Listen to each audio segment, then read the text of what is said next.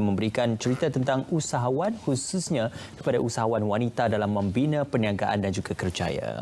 Sebenarnya ada banyak perkara yang perlu kita lihat perubahan dan juga perbezaannya dengan kita berhadapan dengan pandemik COVID-19, ramai yang terjejas, dan hari ini mungkin ada menjentik sedikit tentang usaha yang dilakukan untuk memastikan supaya mereka yang terjejas ini ada lagi ruang untuk kembali bangkit. Betul, dan sudah semestinya agensi dinamakan sebagai Amanah Ikhtiar Malaysia membantu mereka yang terjejas. Untuk itu saya perkenalkan tetamu yang bersama dengan kita pada pagi ini, iaitu Encik Muhammad Nasri Hamidi, Pengurus Besar Jabatan Operasi Lapangan Amanah Ikhtiar Malaysia, dan juga Puan Nurul Akmal Zurullah yang juga merupakan usahawan yang juga menerima manfaat daripada Amanah Ikhtiar Malaysia. Terima kasih kerana bersama dengan kami.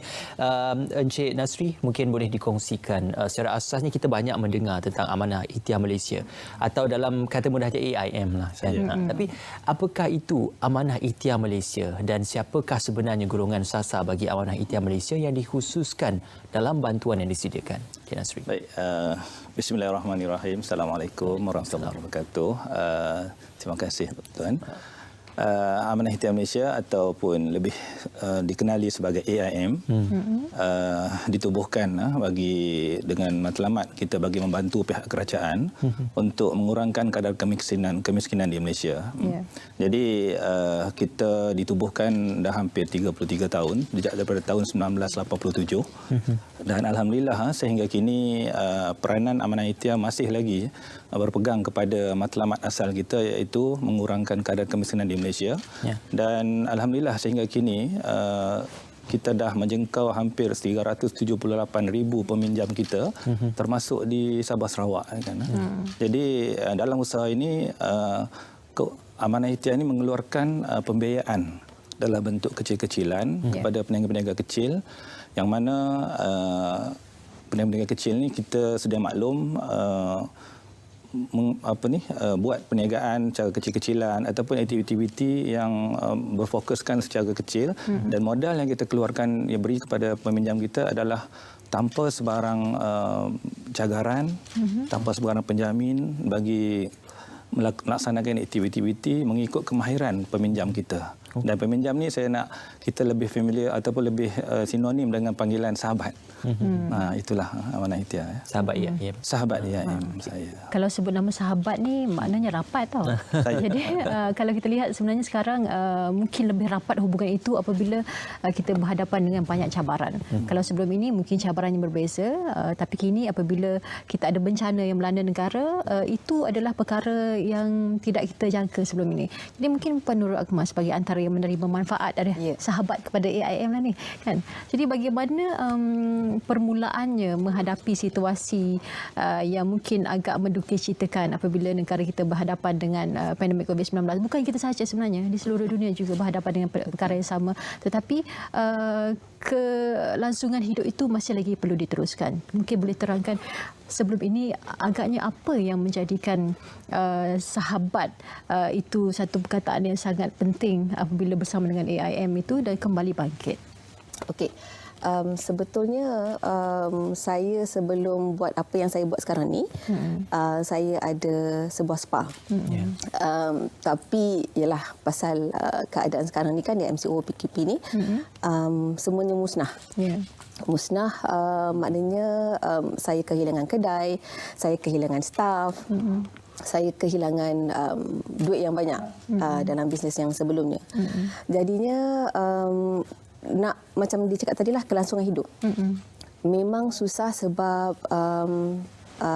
something yang kita tak pernah duga kan. Macam mana nak meneruskan hidup dari sehari ke sehari tu.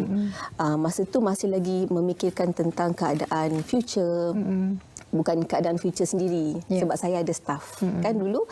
Jadi fikir macam mana pula staff nak hidup. Automatically jadi stres. Jadi stres, susah sangat nak menghadapi tiap-tiap hari tu, susah sangat.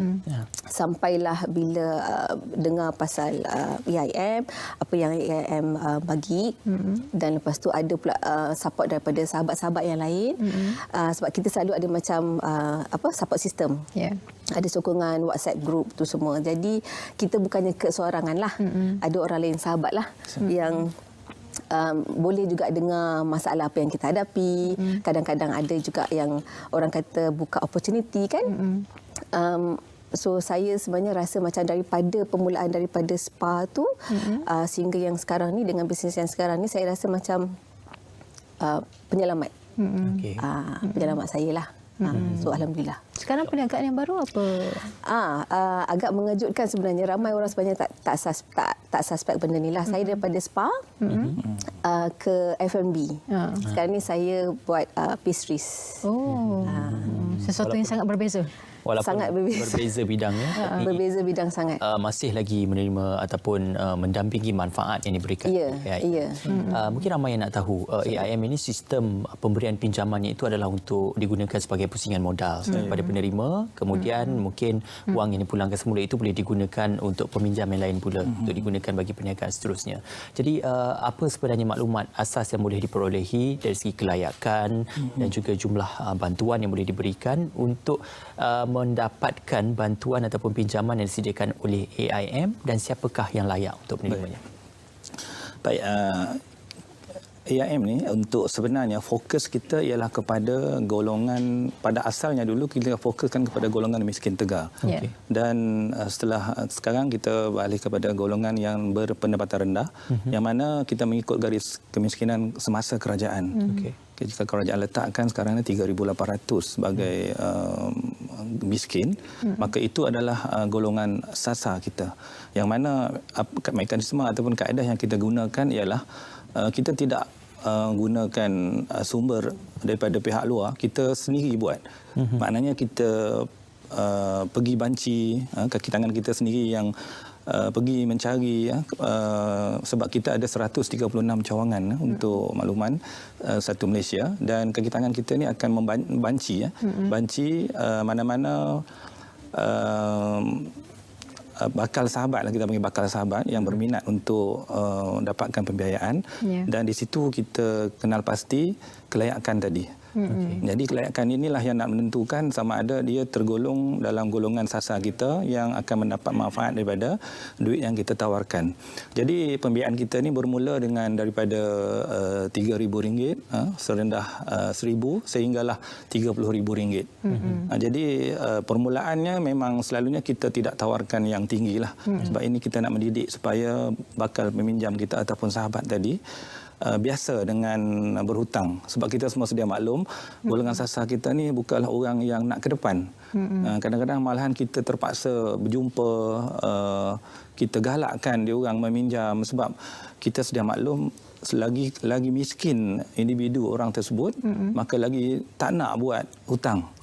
Jadi proses awal kita ialah kita nak meyakinkan, insya-Allah dengan pembiayaan yang kita tawarkan tanpa cagaran, tanpa penjamin tadi, dengan satu kaedah disiplin yang kita beri supaya pembiayaan tadi digunakan dengan sebaik mungkin. Sebab tu kita dalam AIM selepas kita keluarkan pembiayaan, maka pemantauan kita berterusan. Bukan kita bagi saja pembiayaan dan kita tunggu dapat balik pulangan bayaran balik, tidak.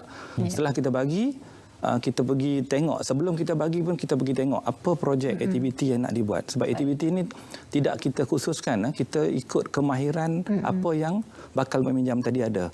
Jadi setelah kita bagi modal, kita pergi tengok tempat dia, perjalanannya, projeknya tadi, bayar baliknya kita pantau, bagi kita memastikan bahawa matlamat asal kita bagi modal, kita bukan sekadar nak balik duit kita, tetapi kita nak supaya bakal peminjam kita ataupun sahabat kita tadi capai matlamat kita, iaitu bantu keluarga keluar daripada belenggu kemiskinan.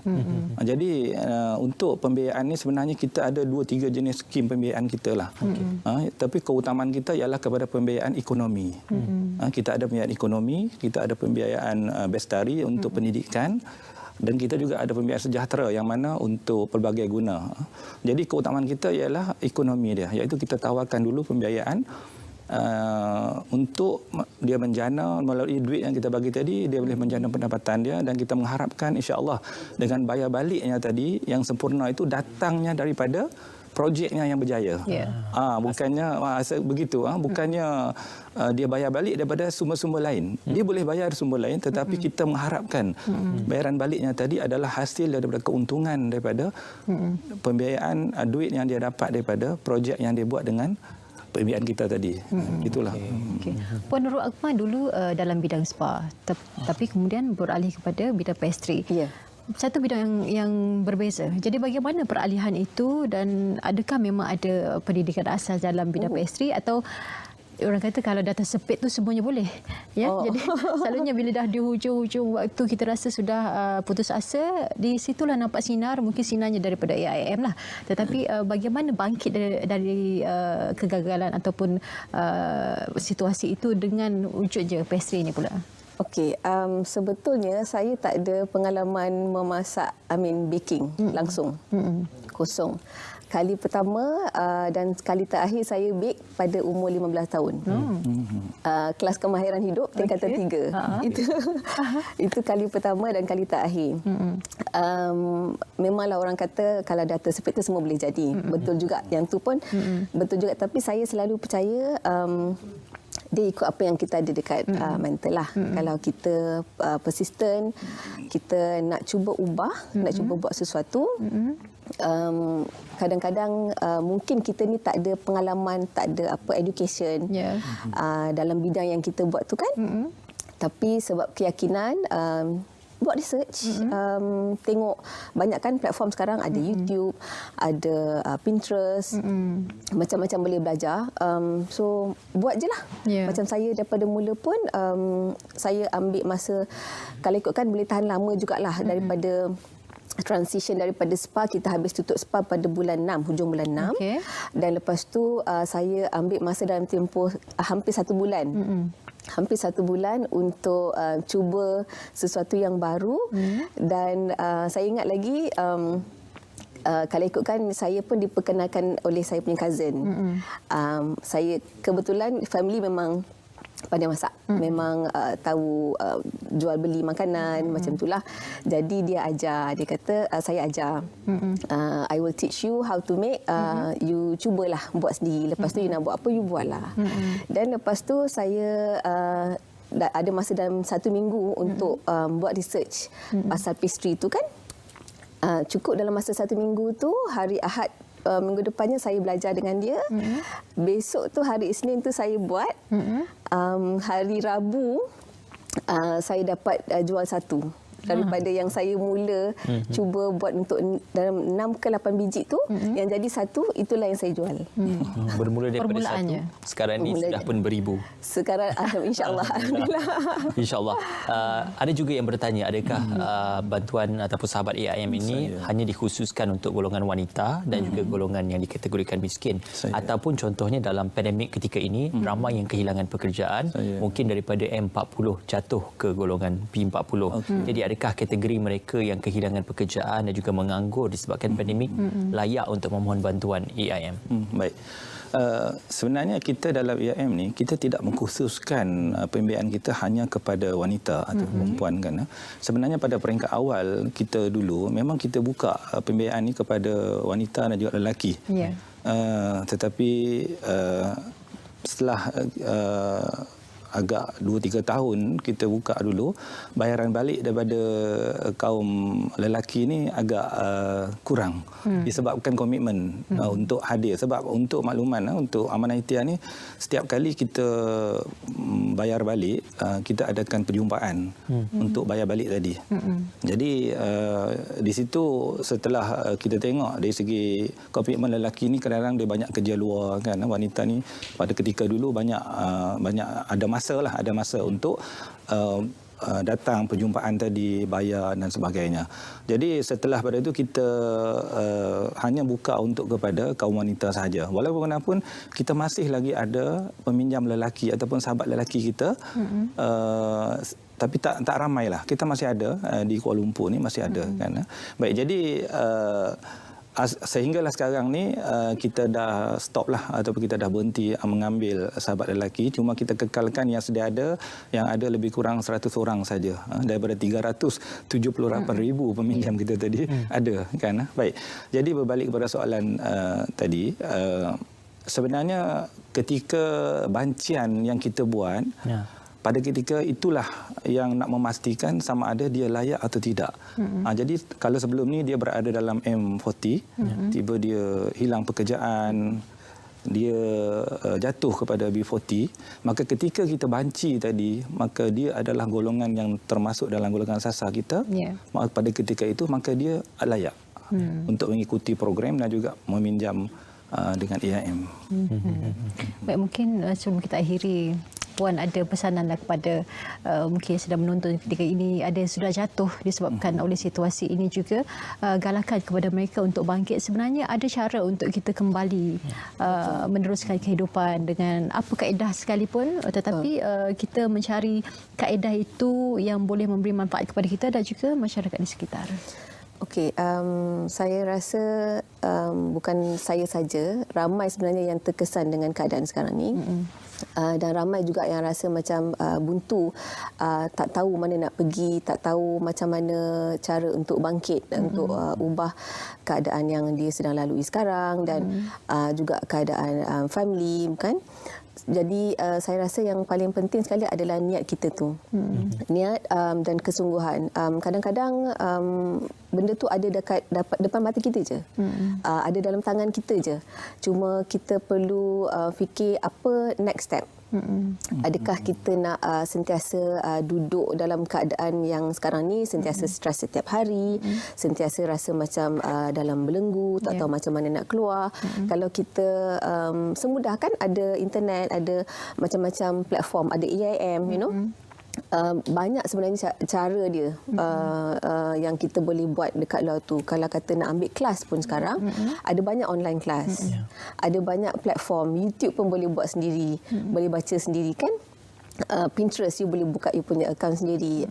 Niat mesti ada untuk ubah tu, dan kesungguhan, dan cari jalan macam mana untuk keluar, dan lepas tu buat sungguh-sungguh. Okey, baik, secara ringkas, di mana maklumat yang boleh didapati untuk mendapatkan maklumat lanjut tentang Amanah Ikhtiar Malaysia, Tuan? Baik, untuk sekarang kita ada banyak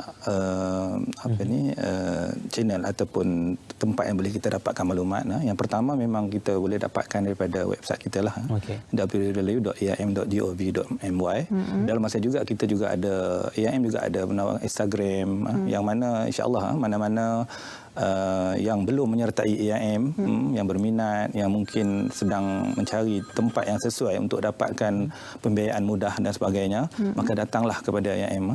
Dan saya juga nak menyelitkan tentang pakej rangsangan yang kita buat dalam keadaan pandemik sekarang ni. Kan, yang mana sahabat-sahabat di luar sana, janganlah risau, janganlah runsing bila kita menyertai AIM. Bila kita ada masalah yang kita tak dapat nak bayar balik, jangan diam, kan, datang kepada kita. Yang mana sekarang ni kita ada kita boleh tawarkan penangguhan bayar balik kepada sahabat-sahabat kita, bukan saja sekali atau dua kali, malahan kita dah bawa sampai ke 3 kali penangguhan.